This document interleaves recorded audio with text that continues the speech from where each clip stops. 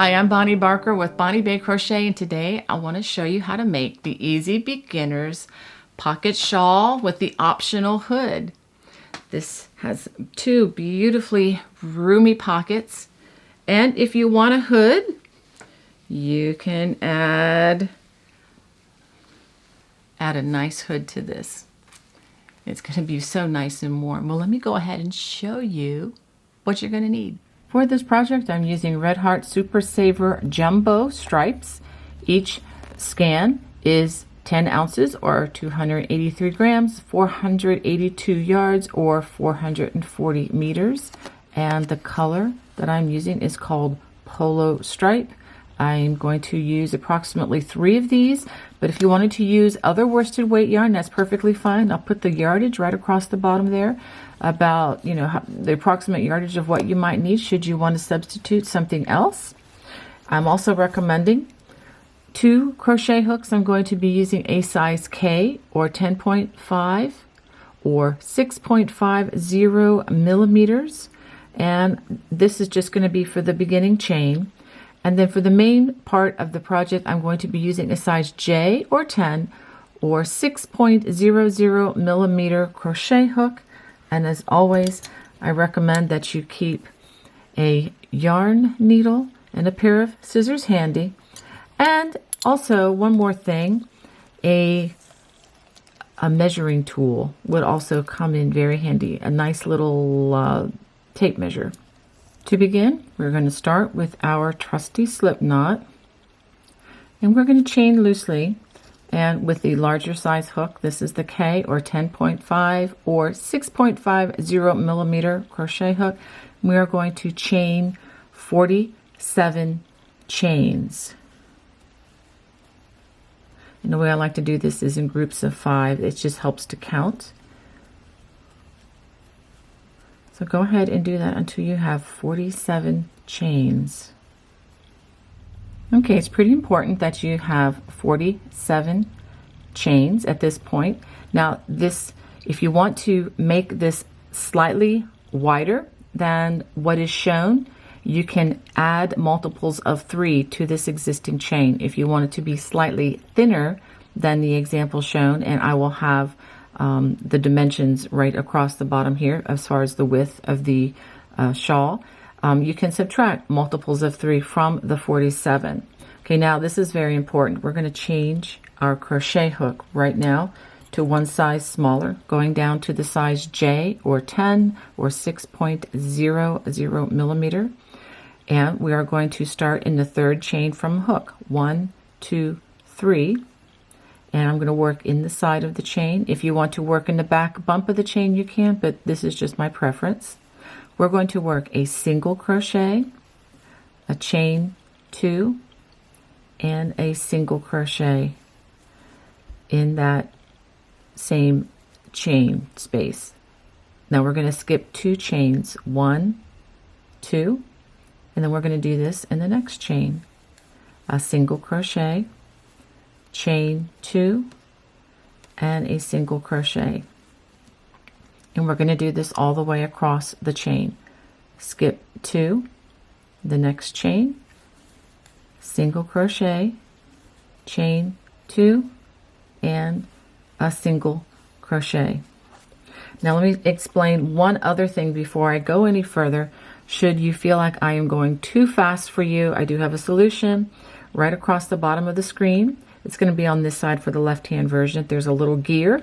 If you click on that gear, it brings up a speed selection, and you can choose from a menu and slow down the video. If you're watching from a cell phone, there'll be 3 vertical dots here. It'll be over here for the left-hand version.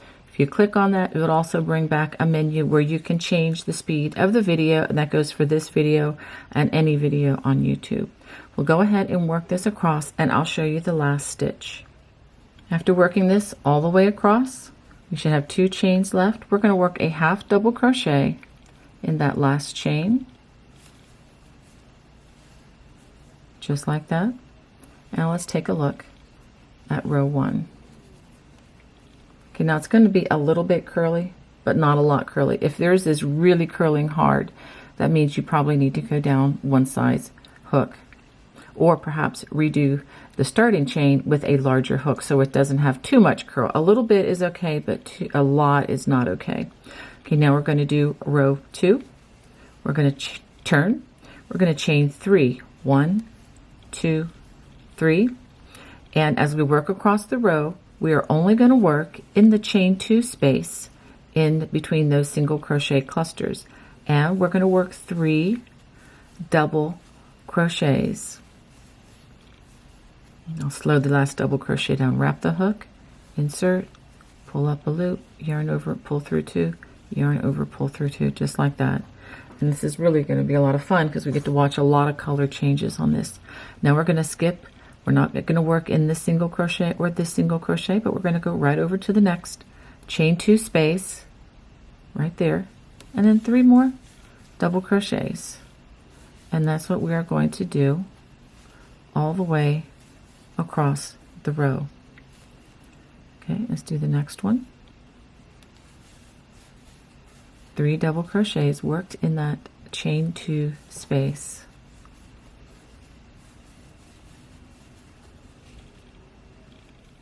And as we crochet across, you're going to see that these double crochets are actually straightening out this quite well. You just want to make sure that there's not a big dip in the starting chain of this project. Okay, so I'm going to work these all the way across, and I will show you how to end this row. Now, after working these double crochets, clusters of 3, all the way across, we're going to work the last double crochet in the chain 2 space. So you're going to have to find where the chain 2 space is here, and we work a double crochet just like that. Now we're ready to turn. We're going to chain 2, turn, and we're going to skip the first stitch. We're going to skip the first stitch of the cluster, and in the middle or center double crochet of the 3 cluster, we're going to work a single crochet, chain 2, and a single crochet, and which is essentially a repeat of row 1, but it is different in that we're working it in double crochets instead of chains. So again, skip this stitch, and in the center stitch of the next cluster, we work a single crochet, chain 2, and a single crochet. And we're going to work this all the way across the row. Single crochet, chain 2, single crochet. I just want to show you I'm working it in the center double crochet, single crochet, chain 2, and a single crochet. So go ahead and work that all the way across the row. So after working that all the way across the row, we're going to work a half double crochet. When you wrap, stick the hook in. We're just working that in that chain 3 space, yarn over, and pull through all 3 loops. Okay, now we're going to repeat row 2 again, chain 3, and we're going to work just in the chain 2 spaces, work 3 double crochets. So you know what to do from this point on. This is again a repeat of row 2, so we're going to repeat rows 2 and 3 until the shawl measures approximately 63 inches, or the length that you would prefer for your shawl to be. Okay, so again, this is row number 4, which is a repeat of row number 2.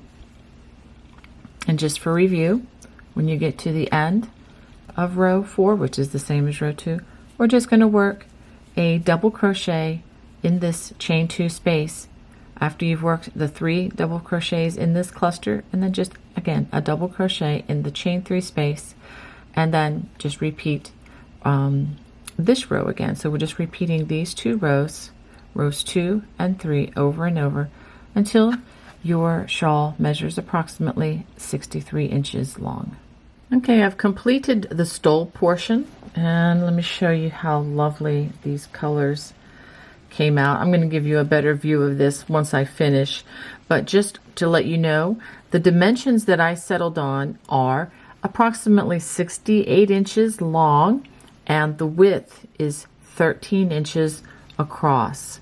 Now, if you want to make your stole longer, you can make it shorter. If you are, slightly shorter than I am, feel free to limit the size of the length. And what I suggest you do is to try this stole on and see approximately where your hands fall on each side of the stole. And that's why I decided to make mine just a little bit longer. I have made a sample. Let me go ahead and flip it. This is the side I'm going to be calling the front side, which is with the traditional back side of the stitch. I just like the way that looks better. So I have made one pocket, and I'm going to demonstrate for you how to make one of these in just a second. And so I just wanted to show that to you. I'm going to go ahead and make another pocket, and make sure that you make two once you do this. And then after I finish the pockets, I will show you how to attach them. I want to show you something else that I did when using this color changing yarn. Oftentimes you can get a skein that starts in a different place than where your stitching left off. And what I did is I pulled off some of the other colors of the skein until I came to the color that matched the color that I was working on, thereby keeping the color changing pattern consistent throughout the project. So just to let you know that you are free to do that. If you want to just let it fall where it may, that's fine too. But I just highly recommend, if you want to keep the pattern of the color consistent, feel free to pull off some of that extra yarn. You have plenty of yarn in this design in order to do that. So there is extra yardage built into the yarn allowances that I mentioned at the beginning, so that you are free to play with this and get the color coordinated just right. Let's go ahead and make a couple of pockets. We're going to start with our slip stitch again, and we are going to chain 30 stitches. And these pockets are started in the same way that we started the stole, just with a shorter starting chain. We're going to skip the first 2 stitches, and in that 3rd stitch we're going to work a single crochet, chain 2, and a single crochet. Skip the next 2 stitches, 1, 2, and then in the next stitch we work a single crochet, chain 2, and a single crochet. So go ahead and work that, skipping 2, single crochet, chain 2, and a single crochet. So go ahead and work that across the starting chain. After working these all the way across the row, we're going to skip the last 2 stitches, and then we're going to work a half double crochet in that last stitch, just like that. For row 2, we're going to turn and we're going to chain 3, and then working only in the chain 2 space, we're going to work 3 double crochets just like we've been doing. That's 2 and 3, and we're going to just work 3 double crochets in each chain 2 across, just like we've been working on for the stole. So let's go ahead and do that, and I will show you the end of the row. The end of the row, we're going to work a double crochet in that chain, if we can find it. There we go. And let's take a look at what we have. Now, one thing I didn't do in the same way is I didn't use the larger size hook for this chain. Now, if you tend to crochet your chains very tightly, feel free to go ahead and use the larger hook, which is the size K for that chain, but make sure you do return to the size J. I just found that with such a small piece for the pocket, it really didn't make as much a difference for what we're doing here. Okay, so let's go ahead and let's look at the back side, and you should have 1, 2, 3, 4, 5, 6, 7, 8, 9 clusters of these double crochets after row number 2. Now I'm going to show you the next row, but before I do, I just wanted to let you know that I'm going to repeat row 1, but actually worked into the double crochets, of course. Repeat rows 1 and 2 6 more times until this pocket is going to be 7. Let me go ahead and show you this. It's going to be, a total of 7 repeats of each of these rows. Now, if you want your pockets deeper or wider, you can do that. To make the pockets wider, you just add a multiple of 3 to the original, or actually just make it a multiple of 3. So with each additional multiple of 3, you're going to have an additional cluster. And if you want to make them bigger, just add additional rows. So let's go ahead and I'm going to work row 3, and then I'm going to go ahead and complete this pocket, since you should know how to do these rows at this point. So I'm going to chain 2, and we're going to skip the first double crochet and the first double crochet of the cluster, and working only in the center double crochets. We're going to work that single crochet, chain 2, single crochet, and again only in the center double crochet of the cluster, single crochet, chain 2, single crochet, and I'll do one more for you. Working only in the center DC, double crochet, single crochet, chain 2, and single crochet again. And I'm going to show you the end of the row. So for rows 4 through 14, you're going to repeat rows 2 and 3, and then the last repeat, you will repeat row 2 one more time. So go ahead and finish that, and I will show you how to sew these on to your stole. So once I complete row 14, I'm going to go ahead and cut my yarn.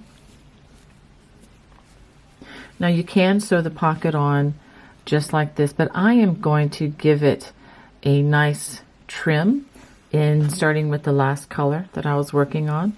So I'm going to turn it with the front side, this side facing, and I'm going to turn it to the side, and I'm going to join my yarn again in the top. This is so that the side of the pocket that I like is going to be showing.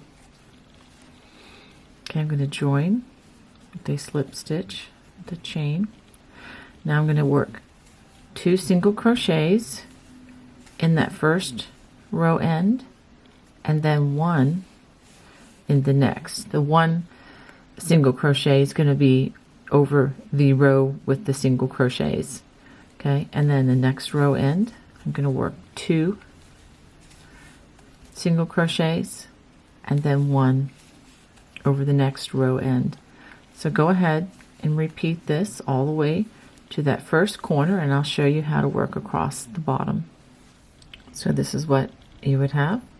Now after working that last single crochet in that last row end, go ahead and chain 2, and we're going to work 2 more single crochets in that same spot, and then 1 in the next space, 2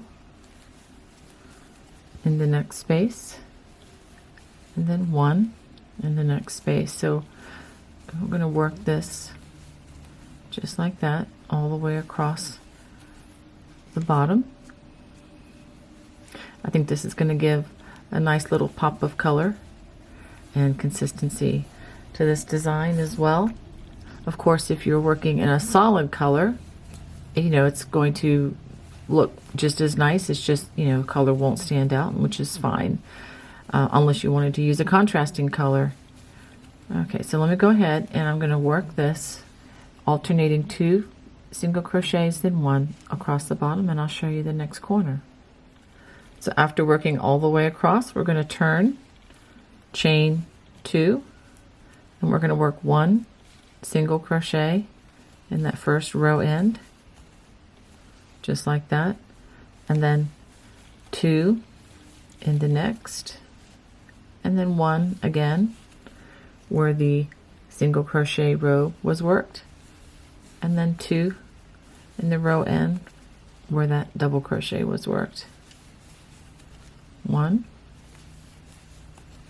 and then 2.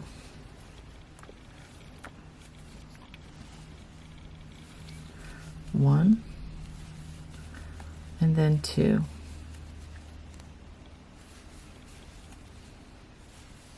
So go ahead and complete that until you get to the end right here. After working those last 2 single crochets in that last row end, go ahead and give it a chain and a tug and cut a generous strand so that you have plenty of yarn so that you can hide this within your work. Okay, so this is what your completed pocket should look like. Now what I'm going to do is I'm going to take the other pocket that I had already made right here, and I'm going to join in the same manner. I'm going to join the same color that I'm working with here, so that's going to make this color pretty much consistent with what I did over here. It might change a shade just a little tiny bit, but that's okay. It's going to be close enough to make it look pretty symmetrical. So I'm going to go ahead and finish this border on pocket number 2. Okay, I've gotten my threaded needle ready to go, and I did use a generous amount of yarn so that I hopefully won't have to rethread the needle. And I'm going to tie a knot down here at the bottom as I attach this. And what I'm going to do is I'm going to start with a whip stitch. I'll show you how to do this, but before we do that, let's go ahead and center this onto the pocket. And what I recommend that you do is decide how much space, try to put it in the center so that you have the same amount of space on each side. You can even use the clusters and count maybe 2 clusters on each side, and then try to equal that amount of space down below. Now, to secure this, I would highly recommend that you secure this into place before you start sewing. And I just have a couple extra, these are blunt darning needles. I'm just going to secure this down here. You're not going to need a lot because this is going to go quickly. And then maybe at the other end, secure it into place where you want this to be. It can just kind of be a rough estimate at this point. And then we're going to begin sewing. I'm going to start on this end, and I'll show that to you a little bit closer. Now I'm going to begin. I'm going to come in from the back side of the stitch, and I'm going to be working in the loops of the single crochet. And okay, I feel the knot behind me, so I'm going to go ahead and go back in. And to start this, I don't know if you can see this, I have a knot right here in my yarn, and since this is 4-ply yarn, I'm going to just put this right in the center, 2 plies on each side of my needle, and pull that in. Okay, now we're ready to go. I want to make sure that I have this where I want it to be. And so what I'm going to do is I'm going to come in and do a whip stitch. I'm going to come around and just using the top loops, as you can see,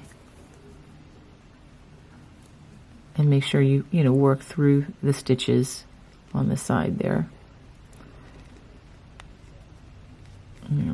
Let's try that again. There we go.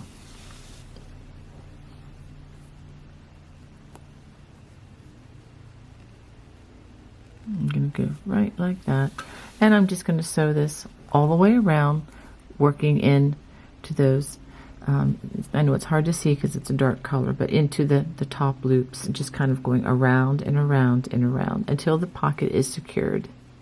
Okay, I finished sewing on my pockets, and I'm pretty happy with the way these look. Now we have a couple of things that we need to finish off here, and that is hiding these loose strands. And let me show you how I'm going to do this. I'm using my yarn needle. Okay, And I'm trying to get this so that it only focuses on what I'm working on here. So what I'm going to do, I'm going to come into the foundation row here, into these stitches. There are many different ways you can hide these. The goal, of course, is to just hide them in such a way that they no longer show in your work. With the color changing yarn, you're going to want to try to hide the color, obviously, underneath similarly colored strands. So that's pretty much what I'm trying to do here. I'm just going to weave it in and out. And I promise you nobody's going to see this. We just want to make sure that we hide it, you know, as best we can. And, you know, I think that's going to be good enough for what we're doing here. And then we cut close, but not too close, and give it a little bit of, there we go, a little bit of a tug there. And that strand is hidden from sight. And actually I'm going to show, this is the back side of the work, so I'm hiding it on the back side because we don't want it to show on the front side of our work. All right, now we're ready to add on these stitches for the hood, and I am working with this side facing me for this row. So this is normally the front side facing of a double crochet, but as I said earlier, I really like the way this effect looks, so this is the front side of mine. So essentially whatever is the front side, we're starting with the back side, if that is, hopefully that's not too confusing. Okay, so we're going to join with a slip knot right near where the stitch marker is, and we're going to work 2 single crochets in each row end. Okay, so there are 2 sets of row ends, I guess, right here and here for each repeat for this pattern stitch. So make sure you work 2 single crochets in each of these row ends as we go across. You should have at the end, well, I'm going to have a total of 60 stitches after working all the way across, because I am working over 30 repeats of the 2-stitch pattern. Okay, so it is very important once we finish this that you have 60 stitches worked in these row ends, 2 in each row end, as we go across this 20-inch span here. If you don't have 60, it at least needs to be a multiple of 3. So if you want your hood to be smaller or larger, as long as you have a multiple of 3, it should work for this stitch pattern. Okay, so let's go ahead, and I'm going to finish working 2 single crochets in each row end, like I said, and I will meet you at the next stitch marker. Now, after having worked your 60 or multiple of 3 stitches across, let's go ahead and remove our little stitch marker here, and we're going to add 1 additional stitch, just 1 more, not 2, just 1 more. This is going to be kind of like an anchor stitch. So now we're going to turn, and now we'll have the front side facing us. We're going to chain 2, 1, 2, and starting in the 2nd stitch, which is why we added this other stitch, we're going to work single crochet, chain 2, single crochet in that 2nd stitch. And this is going to be the repeat. Skip 2 stitches in the next stitch, single crochet, chain 2, single crochet, skip 2, single crochet, chain 2, single crochet. So go ahead and work that all the way across. Skip 2, single crochet, chain 2, single crochet, and I'll show you what to do at the end of the row. After that last repeat, we're just going to skip the next stitch, and we're going to work a half double crochet in the last stitch across the row. Okay, now we're going to turn our work, and we should have the wrong side facing us at this point. And I guess we could take out our stitch marker since we no longer need it in place. Okay, so now we are going to chain 3, 1, 2, 3, and we are going to work those 3 double crochets in that chain 1 space, just like we've been doing all along for our pattern stitch. Okay, 3 double crochets, and then go to the next chain 2 space, and then work 3 more double crochets. So go ahead and work that all the way across, and I'll show you the last stitch. At the end of the row, we're going to work a double crochet in that chain 2 space. Okay, so this is rows, I guess, 2 and 3 as we work the hood across. So what we're going to do now is we're going to repeat rows 2 and 3 11 times more, so that once we finish this, we're going to have a total of 25 rows. Again, counting this is row 1, row 2, row 3, so alternate rows 2 and 3 11 times more. Now, if you want your hood particularly longer than what we're going to be having here, you can add additional repeats if you'd like, but you don't want to get it to be too much longer. But I'll show you what we have after completing this next section. This is what you should have after working those 25 rows, and just to show you that it is attached to the shawl portion here. Okay, so now we're going to close up the hood. Now, in order to do this, we want the seam, since this is going to be the side that's facing, we want the seam to be on the other side. So we are going to fold with the right side that's going to be showing, facing together, and we're just going to fold it in half like this. Okay, this is the last row that we worked. Now, get my yarn out of the way here. I'm going to put my hook back in, and I'm going to chain 1. Now what I'm going to do is I'm going to slip stitch these 2 pieces together. Go ahead and put your hook in the turning, or the chain 3 turning chain there, and then the first stitch, and work a slip stitch just like this. And that's what we're going to do in each stitch across. And as we go, we're matching up each of these 3 double crochet clusters, so this should come out fairly even as we go. So we're just going to go through both loops of those stitches, work a slip stitch. Now you're going to want to work this, you know, on the looser side, because you don't want this to be really, really tight. Another option, if you don't want to work a slip stitch all the way across joining these sides, you can work a whip stitch, which is, you know, threading a needle, and then you would just, let me just show you, if you had yarn in this, you would just go through like this, and then around and around and around each, you know, each stitch. I personally like doing this slip stitch. I think it's a little bit easier for me as a crocheter, but I just like the finished look of it a little bit better. But just wanted to give you another option if you didn't like this. So do make sure as you're going along that this is not bunching up too tightly, because if it is bunching up too tightly, then it's going to kind of have a pulled look on your hood, and you don't want that.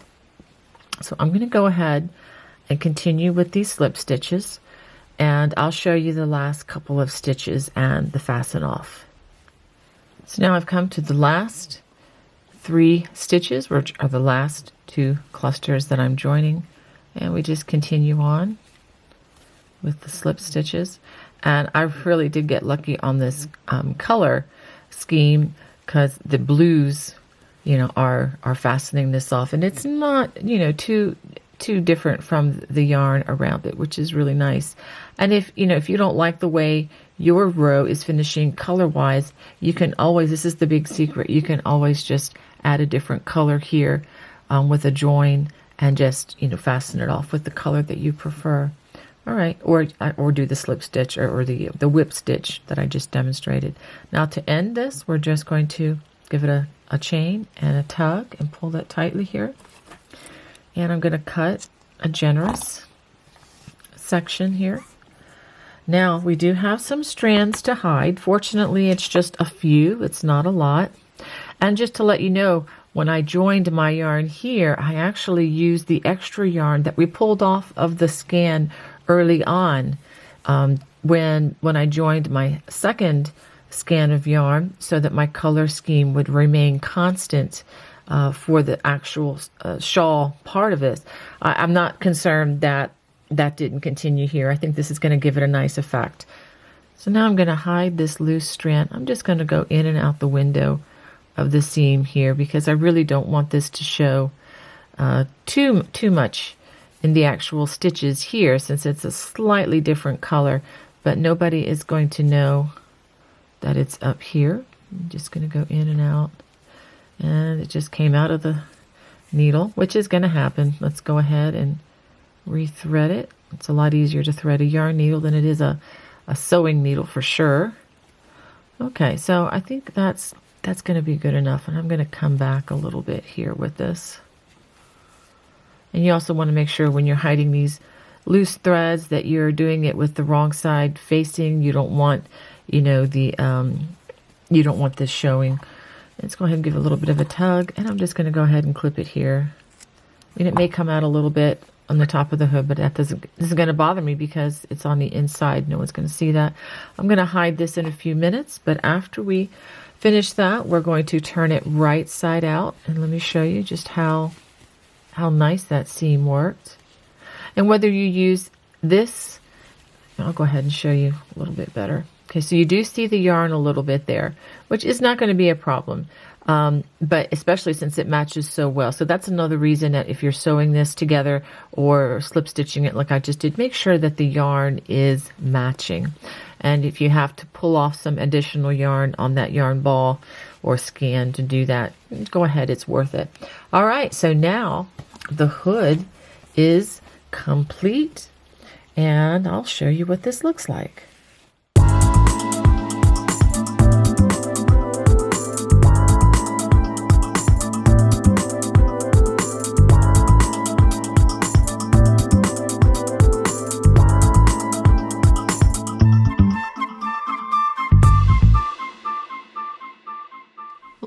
Well, I hope you enjoyed making that with me today. If you did, please give me a thumbs up, and don't forget to hit subscribe if you haven't already.